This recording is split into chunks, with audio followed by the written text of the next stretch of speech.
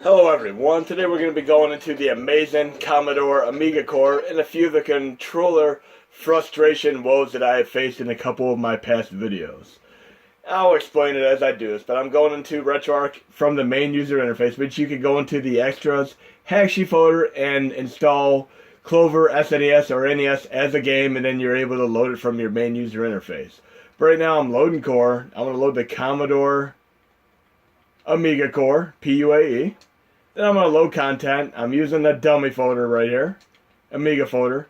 Remember, you're always going to have to load the UAE configuration file. You cannot directly load the hard drive image files or the ADF files. You cannot do that. They have to be the specific UAE configuration files, and you can watch some of my previous tutorials or go to the linked qclart tutorial that is written and exceptionally done well.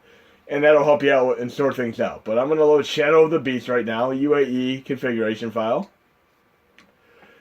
And I had a few issues where I was trying to maintain my controls and they kept disabling. But I found out it was due to a bad extension cable for my controller.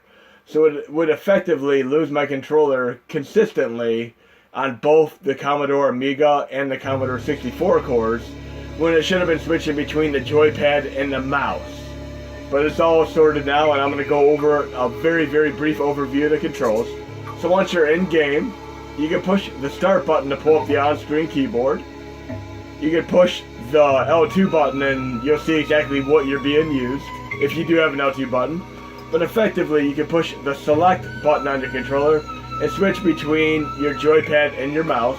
And the A button on your controller would typically be your fire button.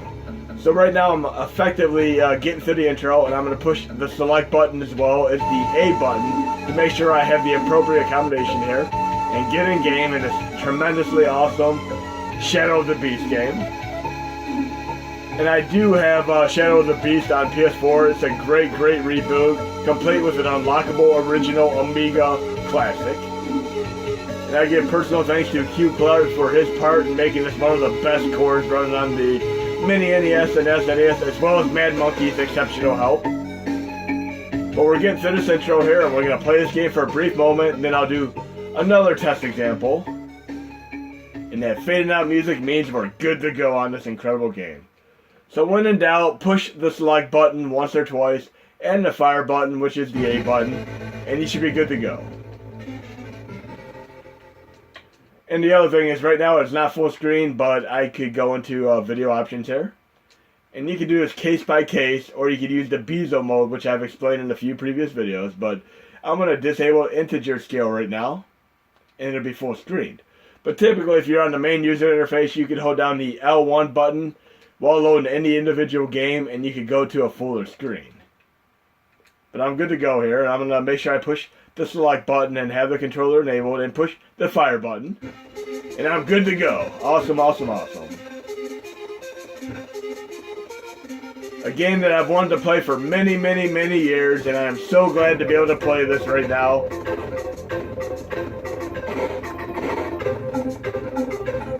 Runs awesome. And another change that I made based on qclart's recommendation is if you go into the core options, for audio and video, for instance. I'm going into audio. Sorry, video.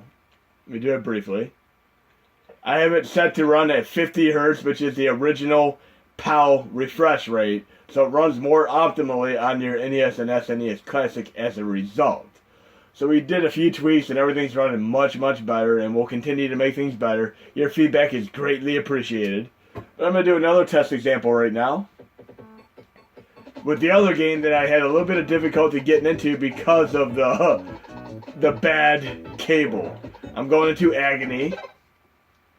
And this is an aggressive AGA game which requires a very, very specialized configuration to run better. And it will get better over time. I'm going to do the exact same thing on here. Make sure I push the select button and the fire button to establish my control. So once we're all loaded, I'll do that, and we'll be in game a lot quicker than in my last Shmup Stravaganza video.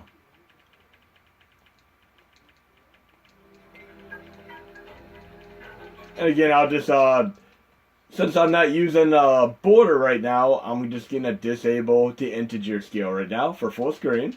Resume. Turn the keyboard off with the start button. And I can just push the select button and the fire button and I'm good to go on the game. So once we're past this normal intro, I'll be in game. A fantastic shmup, very, very similar to the game Calibri on the 32X. The failed Sega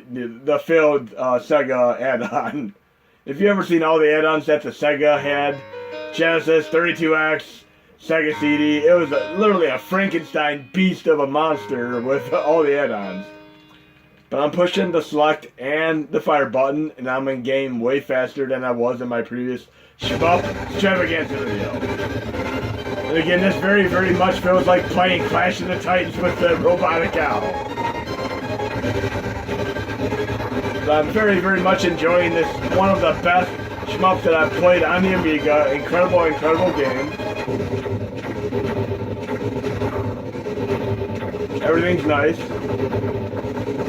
But definitely check out Agony. And there's a template to run this better in my core set update. It is in the extras, Amiga folder, in the template folder. And we will keep adding more based on many of your recommendations and feedback.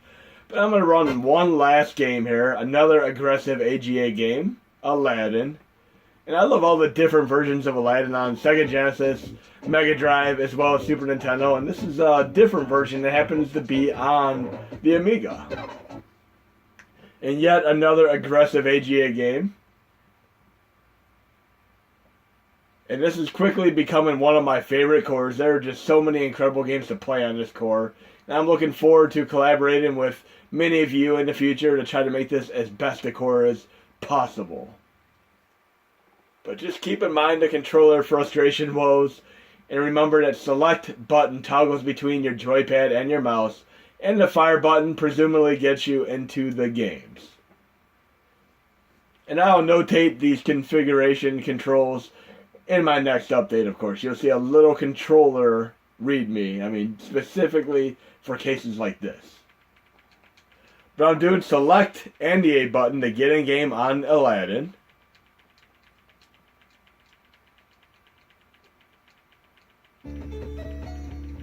As mentioned, this is yet another aggressive game. If you really want to play games, stick to games that are original chipset like Shadow of the Beast and you won't have any problems. But if you want to play a more aggressive nature game such as Aladdin or Agony, that is an AGA game, you're going to have issues. And we're going to try to tweak them as best as we possibly can.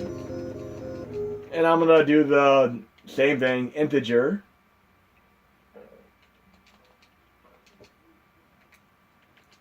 So select and A button and I'm good to go on the controller and fire combo.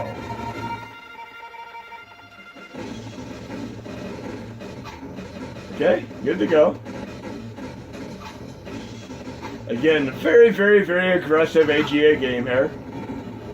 And we'll do everything we can to tweak these to be better. And if you happen to play a game, and you start tweaking the UAE configuration files and you find something that really, really makes the game run better, definitely let me or qclart know, and we'll certainly add them to our updates.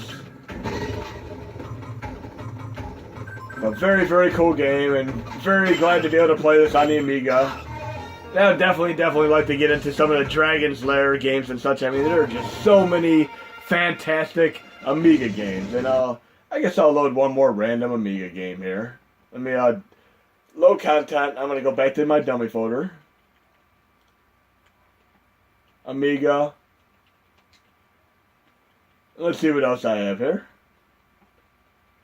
There's so many fantastic games. I'll load the great Gianna Sisters again, which is a great Mario-style game. And originally when the game came out, Nintendo took offense at it.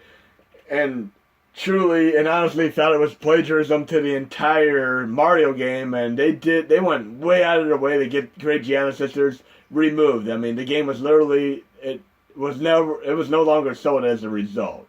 But luckily later on the Xbox and Sony systems, it came back out with a reboot. But you'll see for a moment here what I'm talking about. I'm going back into integer again.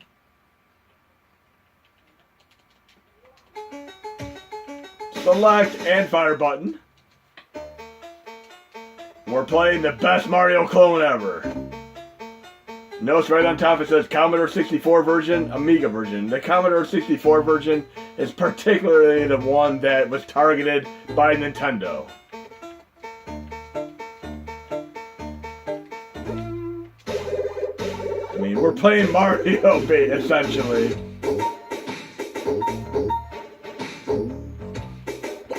But Nintendo took offense at this game and really went way out of their way to get this removed from store shelves so it could not be sold, and they absolutely succeeded.